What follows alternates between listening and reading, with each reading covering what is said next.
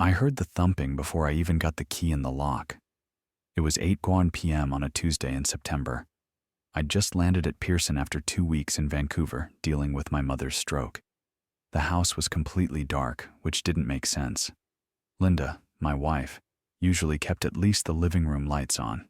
She has early onset Alzheimer's, diagnosed 2 years ago. Routine matters. Lights on at dusk is part of the routine.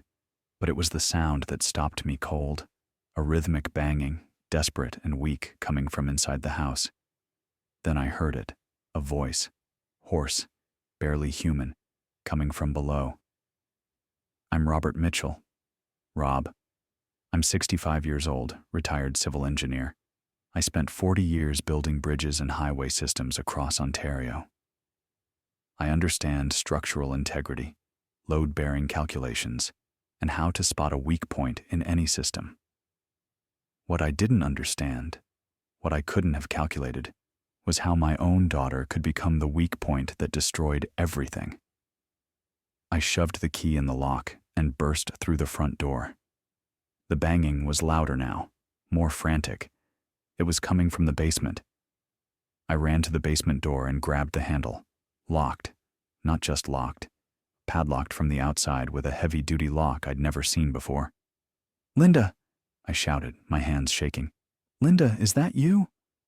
A cry came from the other side, weak, terrified. My wife.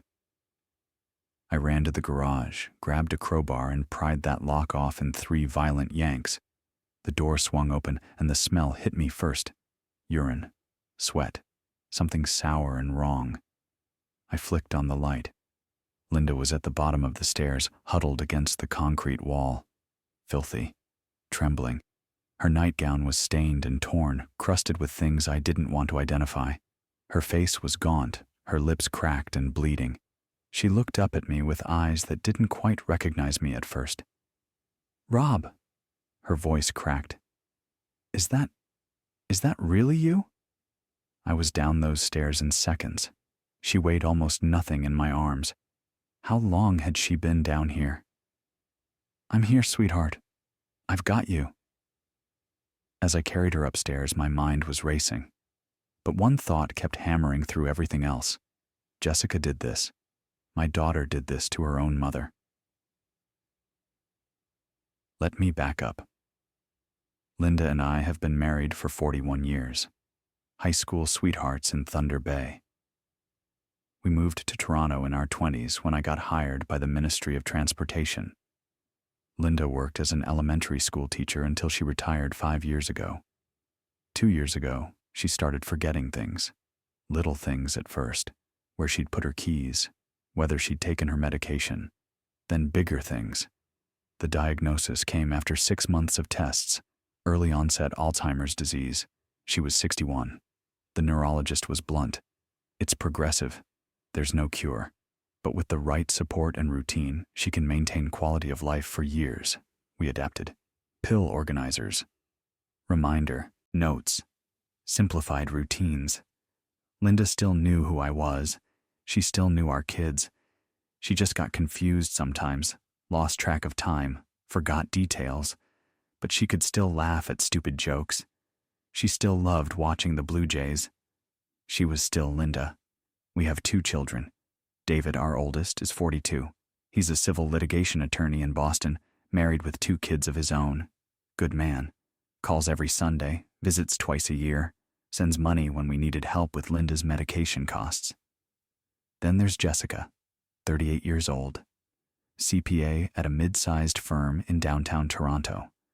She married Kyle Brennan 3 years ago. Kyle calls himself a business consultant, but I've never been entirely clear on what he actually does.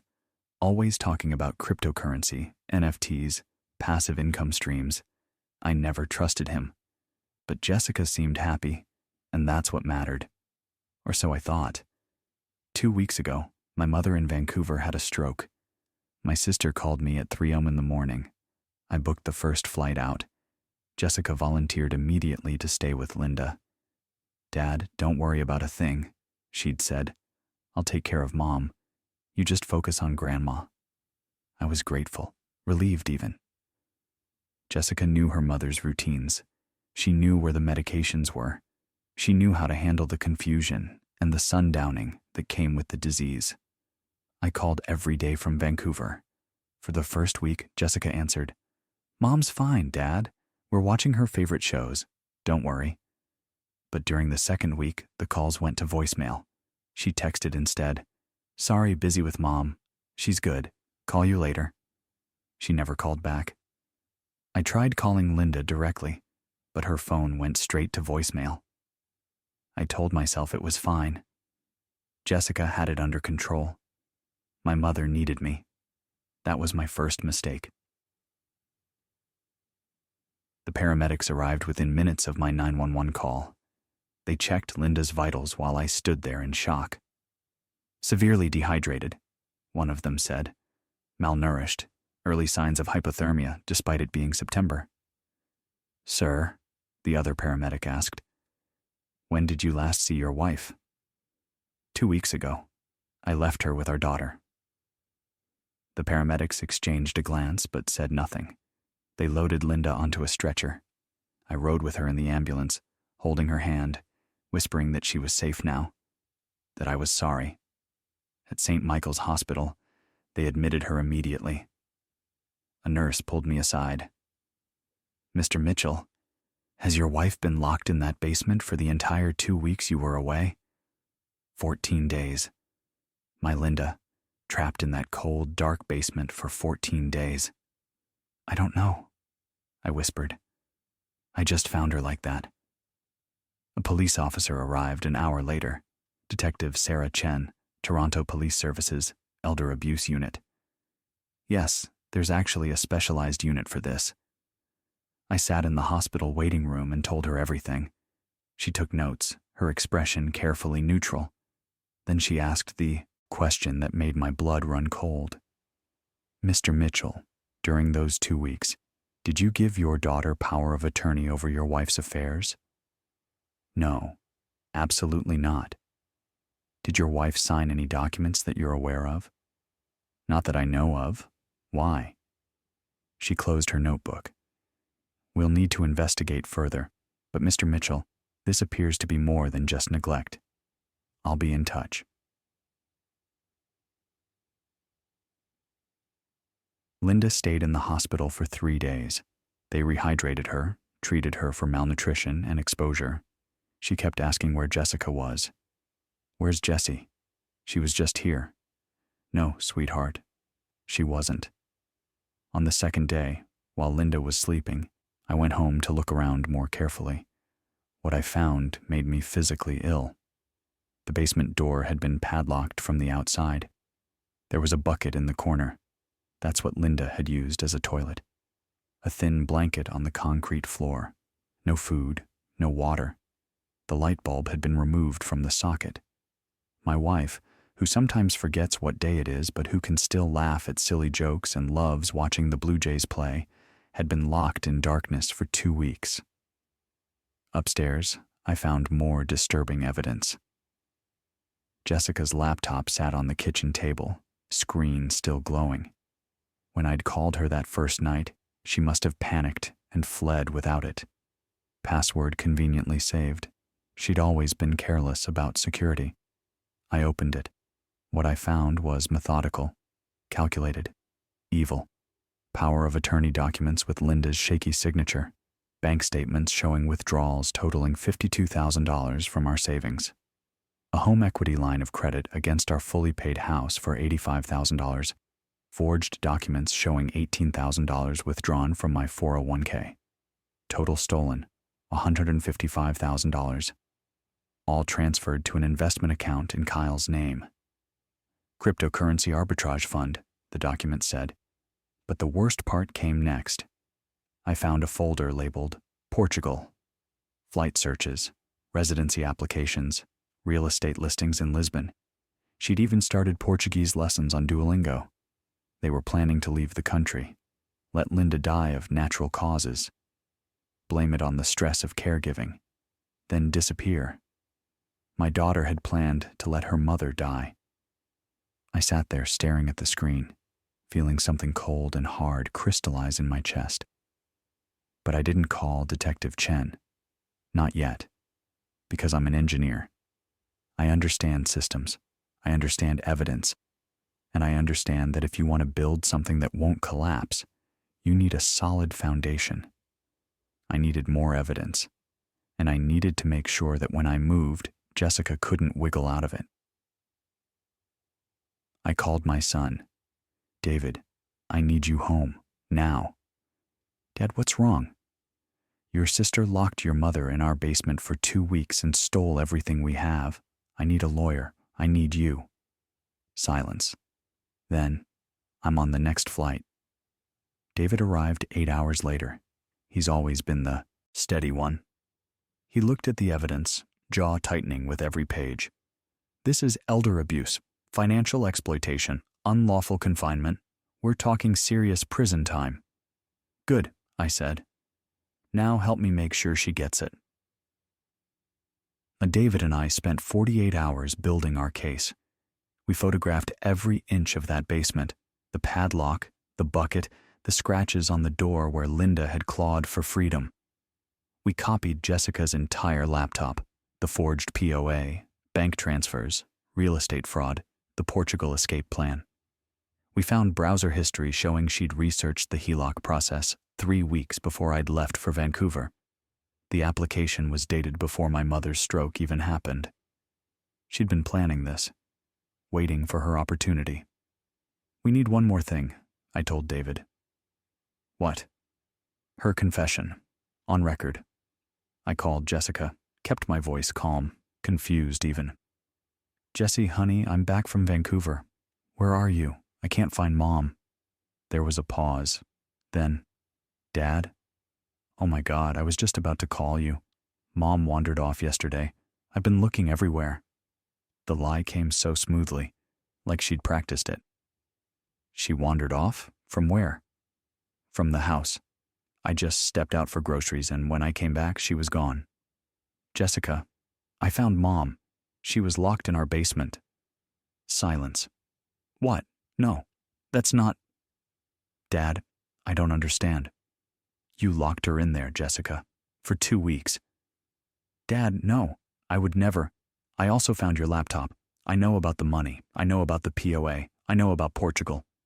Another silence, longer this time. When she spoke again, her voice had changed, harder. Dad, you need to understand. Kyle's investment opportunity is real. I was going to pay you back with interest. I just needed... You locked your mother in a basement. She was fine. I checked on her every day. I gave her water and... There was no food in that basement, Jessica. No water. The light bulb was removed. Your mother was drinking from a bucket. That's not... You're confused, Dad. Mom's Alzheimer's is making you paranoid.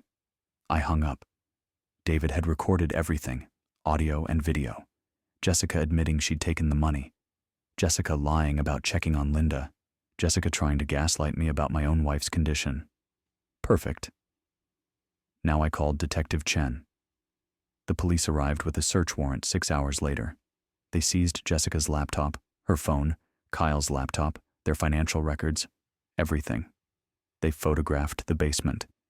They took statements from the hospital staff who'd treated Linda. They interviewed the sketchy notary in Scarborough, who suddenly became very cooperative when he realized he might be charged as an accessory. Jessica and Kyle were arrested 2 days later. That's when the divorce started. The legal machinery moved fast. At the bail hearing, the Crown presented Jessica's Portugal research. The judge didn't hesitate. Miss Mitchell, you are a trained accountant. You understood exactly what you were doing. You exploited your mother's cognitive vulnerability for financial gain. You're a flight risk. Bail denied. Jessica was remanded to custody. Kyle got bail with an ankle monitor. He filed for divorce the same week. The divorce hearing was theater. Kyle's lawyer painted him as a manipulated victim. Jessica's lawyer, clearly overwhelmed, argued he was equally culpable. When they brought Jessica into the courtroom in shackles, Kyle wouldn't look at her. She stared at him, mascara already running. Kyle, how can you do this? She finally broke. "We planned this together. You said—" The judge's gavel cracked. "Order!" But the damage was done. Jessica's outburst had just confirmed their conspiracy. The Crown prosecutor was taking notes. So was I. The judge granted the divorce. Given the criminal charges, I see no purpose in forcing these parties to remain married. Kyle walked out without looking back. Honor among thieves doesn't exist. In January, 4 months after the arrests, Kyle's lawyer approached the Crown with a deal. Kyle would plead guilty to all charges and testify against Jessica in exchange for a reduced sentence. Marcus Rodriguez, the prosecutor assigned to the case, called me to discuss it. "Mr. Mitchell, Kyle Brennan has offered to cooperate fully. He'll testify that Jessica masterminded the entire scheme. In exchange, we're offering 8 years with parole eligibility after serving 2/3. What are your thoughts?" "Will he serve real time?" "Yes, at least 5 years, realistically longer." "And Jessica?" "With Kyle's testimony, we'll push for the maximum, 12 years. I thought about Linda, still asking sometimes why Jessie doesn't call. I thought about those 14 days in the basement. I thought about the trust, gone forever. Take the deal." By February, it was finalized. Kyle pleaded guilty to all charges. The sentencing hearing was brief. He expressed remorse. I'm sure his lawyer wrote every word. The judge was unimpressed. "Mr. Brennan, you participated in a scheme that targeted vulnerable elderly individuals, including your own mother-in-law. You prioritized profit over human dignity. 8 years in federal prison. 1 down." Jessica's trial began in June, 8 months after the nightmare started. It lasted 3 weeks. The Crown presented the evidence: the POA fraud, the bank transfers, the basement, the texts planning the Portugal escape. They called Linda to testify. That was the hardest day of my life. Watching my confused, diminished wife try to explain what had happened to her. She kept getting mixed up, forgetting details, asking if she could go home. Jessica's lawyer tried to use that confusion to suggest Linda couldn't be a reliable witness. But then, the Crown played the video. The police had taken video of the basement, the day they'd executed the search warrant, that dark, cold space, the bucket, the thin blanket, the scratches on the door where Linda had tried to claw her way out. The jury watched in silence. 2 of them were crying. Kyle testified next. He laid out the entire scheme. How Jessica had approached him with the idea. How she'd researched the POA laws. How she'd found the notary who wouldn't ask questions. How she'd planned the timeline around my trip to Vancouver. "It was all her," he said. "I just did what she told me to do." Even if that was partly self-serving, the evidence backed it up. Jessica's laptop showed she'd been researching power of attorney, elder exploitation, and countries without extradition weeks before my mother's stroke. She'd planned this. She'd been waiting for an opportunity. Jessica took the stand in her own defense. It was a disaster. She tried to claim she'd been trying to help us, that Kyle had manipulated her, that she'd never meant to hurt anyone. The Crown destroyed her on cross-examination. "Miss Mitchell, you texted your husband. She'll forget. Give it another day. The confusion helps. You were referring to your mother. What were you hoping she'd forget?" Silence. "Miss Mitchell, you locked your mother in a basement without food or water for 14 days. You stole her life savings. You planned to flee the country. And you want this court to believe you never meant to hurt anyone?" Jessica broke down crying. The jury was unmoved. Deliberations took 4 hours, guilty on all counts. Sentencing came 2 months later. I submitted a victim impact statement. 5 pages, detailing what this had done to Linda, to me, to our lives. How we'd lost not just our money, but our sense of safety, our trust, our family. Linda's neurologist submitted a letter documenting how the trauma had accelerated her cognitive decline. The judge read through everything. Then she looked at Jessica. "Miss Mitchell, you are an educated, intelligent woman. You understood the vulnerability of your mother's condition, and you exploited it without conscience. You betrayed not just her trust, but every standard of human decency. This court sees no mitigating factors. Jessica Mitchell, you are sentenced to 12 years in federal prison." I exhaled. It was over, but it wasn't. Not really. The civil suit settled a month later. Jessica and Kyle were jointly liable for $233,000, the stolen $155,000 plus our legal fees, Linda's medical expenses, and damages. The criminal restitution order added another $155,000 in stolen principal. Combined, they owed us nearly $400,000 on paper. Of course, they don't have that money. The court put liens on any future assets, wages, or inheritance. If they ever have anything, we'll get it. But realistically, we'll never see that money. The house. We managed to refinance the HELOC into our mortgage, stretching it over 15 years. Combined with a small loan to cover legal fees we'd initially put on credit cards, we now owe $118,000. Monthly payment, $114. For the first time in 20 years, we had a mortgage payment. At 65 years old, Linda's care costs were climbing as her Alzheimer's progressed. Insurance covered some of it, but not all. I went back to work part-time, consulting work, reviewing structural plans for a firm downtown. At 65, I should be fully retired. Instead, I'm working to pay for the damage my own daughter caused. David sends $200 a month to help. He doesn't have to, but he does. Jessica was sent to Grand Valley Institution for Women, about an hour west of Toronto. Kyle went to Joyceville, a medium-security prison near Kingston. I haven't visited either of them. I won't. 6 months after Jessica was sentenced, I received a letter from her lawyer. "Mr. Mitchell, your daughter would like to speak with you. She's expressed remorse for her actions and would like the opportunity to apologize in person. Would you be willing to visit her at Grand Valley?"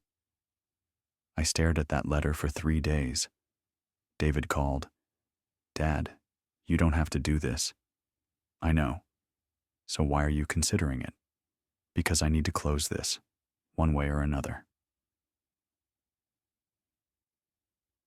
I drove to Grand Valley on a Saturday morning in November, 1 year after I'd found Linda in the basement. The visiting room was cold and institutional, metal tables bolted to the floor, guards watching from the corners. Jessica was brought in wearing prison blues. She looked smaller, thinner, older. She sat down across from me, didn't say anything at first, just looked at me with eyes that wanted forgiveness. "Dad, I didn't come here to forgive you." She stopped, blinked. "Then why did you come?" "To tell you something. Your mother asks about you every morning. Every single morning. She doesn't understand where you are. And every morning, I have to break her heart again by explaining that you're not coming, that you're away, that you can't visit." Tears started rolling down Jessica's face. "That's your legacy, Jessica. Not the money you stole, not the prison sentence.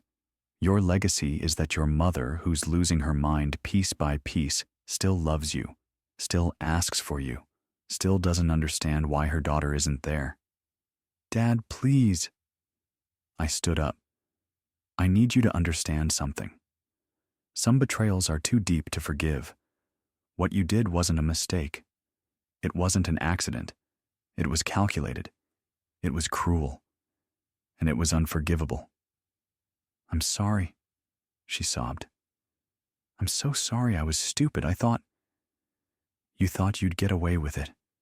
You thought your mother would die and no one would know. You thought wrong." I walked to the door, didn't look back.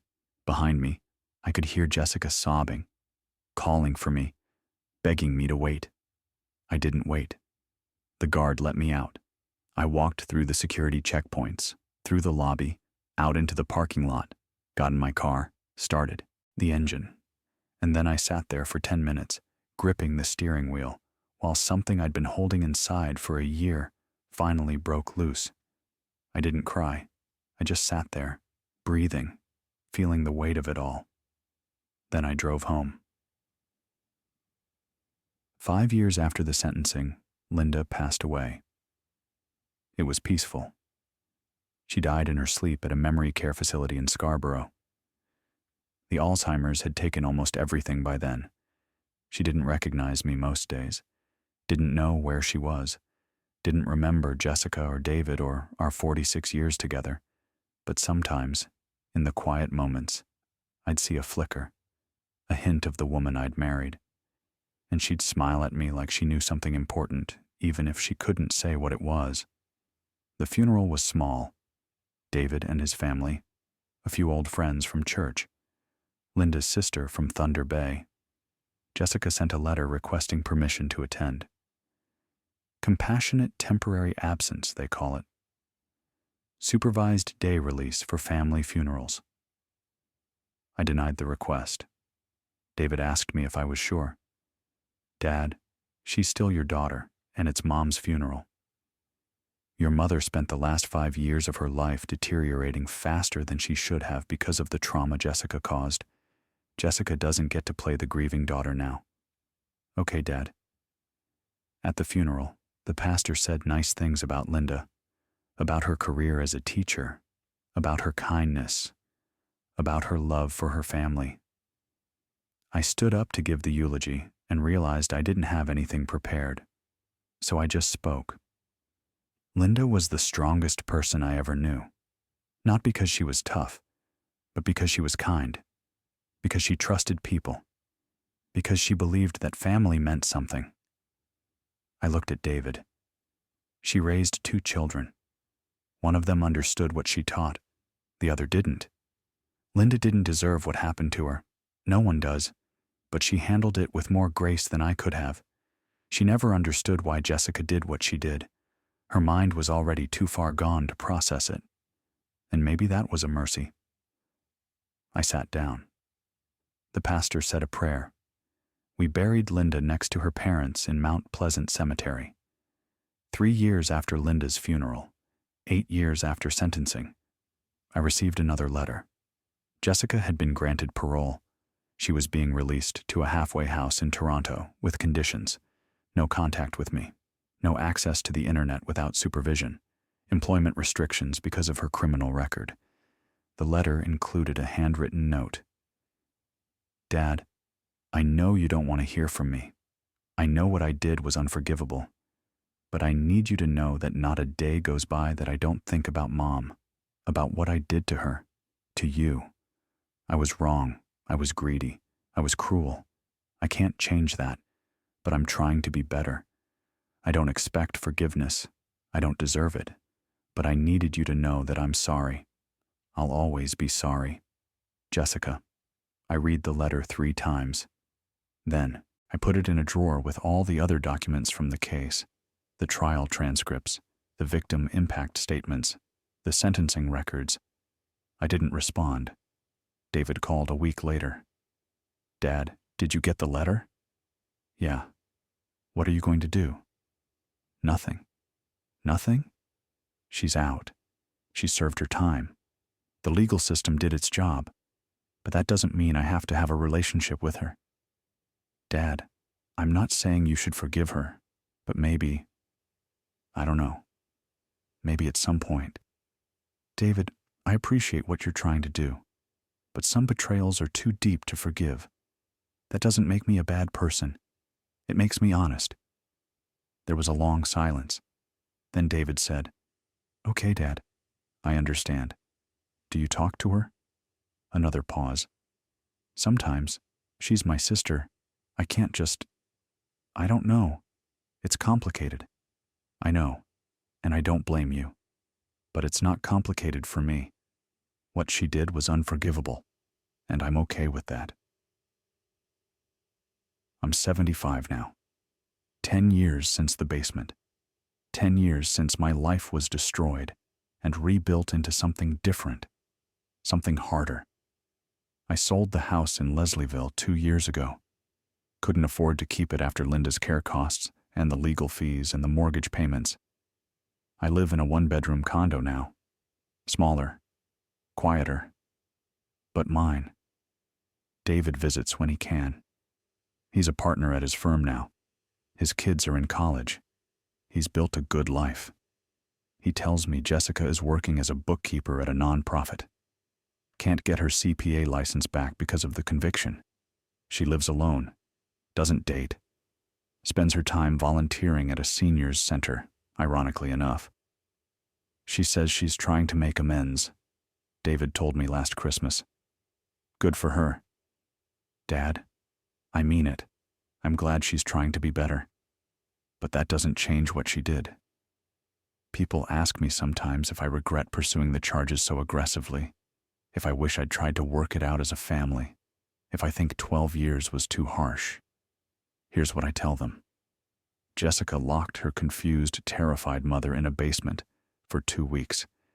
She stole everything we'd saved to care for Linda in her final years. She planned to let Linda die and flee the country with the money. She did all of this knowingly, calculatedly, without conscience. 12 years wasn't too harsh. It was mercy. And no, I don't regret it. Justice isn't about revenge. It's about accountability. It's about saying loudly and clearly that some things are unforgivable. My daughter learned that the hard way. I hope everyone reading this learns it the easy way. Your family's trust is sacred. Break it, and don't be surprised when the consequences break you in return. Last week, I visited Linda's grave. I do that every Sunday now. Bring flowers, sit on the bench nearby, talk to her like she's still here. Hey, sweetheart, Blue Jays won yesterday. Extra innings. You would have loved it. David's doing well. His daughter, Emily, got accepted to law school. You'd be proud. Jessica got out, 7 years ago now. David says she's doing okay. I don't know if that's true. I don't know if I care. I miss you. I miss the way you'd laugh at stupid jokes. I miss the way you'd hold my hand when we watched TV. I miss the person you were before the Alzheimer's took you, before Jessica took you. Some days I wonder if I did the right thing, if I was too harsh, if I should have tried to forgive her. But then I remember what she did, and I know I made the right choice. Some betrayals are too deep to forgive, and that's okay. I sat there for a while, watching the wind move through the trees. Then I stood up, kissed my fingers, pressed them to Linda's headstone, and walked back to my car. I'm 75 years old. I live alone. I've lost almost everything I spent my life building. But I still have my integrity. I still have my sense of right and wrong. I still have the knowledge that I stood up for Linda when she couldn't stand up for herself. And honestly, that's more than Jessica will ever have. That's the only justice that matters.